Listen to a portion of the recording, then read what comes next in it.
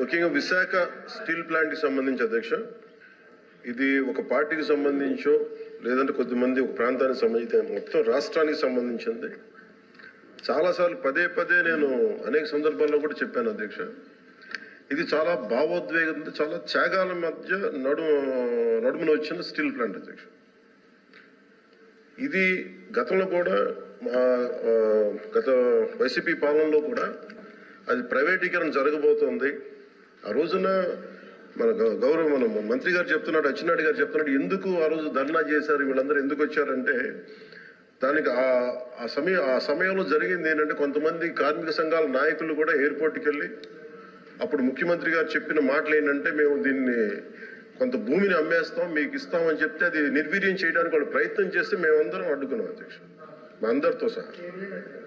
ఇది మొన్న కూడా కార్మిక సంఘాల నాయకులతో కూర్చున్నప్పుడు ఇదే నివేదిక, ఇదే అభ్యర్థన ఇచ్చారు. ఇది ప్రైవేటీకరణ చేయకూడదంటే మీరు ఎంత కమిటెడ్గా ఉన్నారో మేము అంతే కమిటెడ్గా ఉన్నాం. 2021 ఫిబ్రవరిలో మేము అమిత్ షా గారిని కలిసాం అధ్యక్ష, హోంమంత్రి అమిత్ షా గారిని కలిసి వారికి నేను ఇచ్చింది కూడా ఏంటంటే ఇది మాకు చాలా భావోద్వేగాలతో కూడింది, చాలా త్యాగాలతో కూడింది, దయచేసి దీన్ని ఎట్టి పరిస్థితుల్లో ప్రైవేటీకరణ చేయకండి అని చెప్పాం అధ్యక్ష.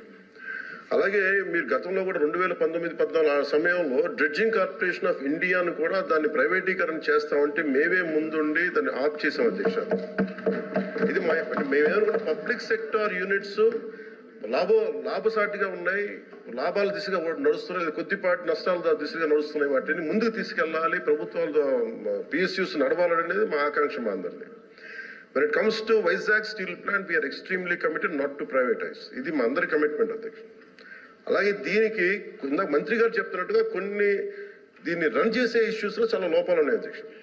దాన్ని స్కిల్ని ఎన్హాన్స్ చేసుకోవాలి, దాన్ని కొంత పెట్టుబడి కావాలి, దానికి కొంత క్యాప్టివ్ మైండ్స్ కావాలి, లాట్ ఆఫ్ ఛాలెంజెస్ ఉన్నాయి.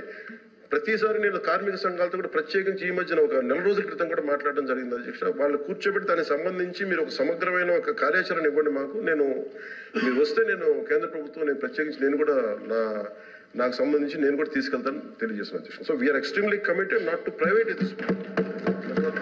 I hope you're all satisfied. అధ్యక్ష, ఇది చాలా సెంటిమెంట్తో కూడుకున్న అంశం అధ్యక్ష. విశాఖ స్టీల్ ప్లాంట్ ఇది అన్ని పార్టీలతో కమిట్మెంట్ రావాలి తప్ప ఇది ఏ ఒక్కరితోనో అవుతుంది అనుకుంటే మాత్రం పొరపాటు అధ్యక్ష. ఏదైతే రాష్ట్రంలో దేశంలో ఉన్న మిగతా రాష్ట్రాల్లో జరుగుతున్న అంశాలు ఉన్నాయో ఆ ప్రకారమే దీన్ని కూడా అందరం సమస్యగా దీన్ని కాపాడుకోవడం బాధిస్తుంది.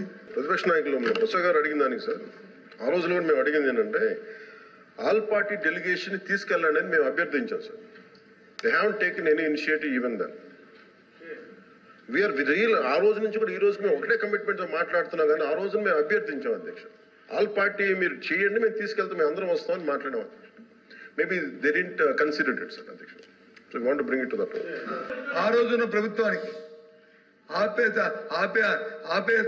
శక్తి లేకపోయినప్పుడు ఆల్ పార్టీ డెలిగేషన్ రావాలధ్యక్ష. మాకు ఆ శక్తి ఉంది, అది ఉంది కాబట్టి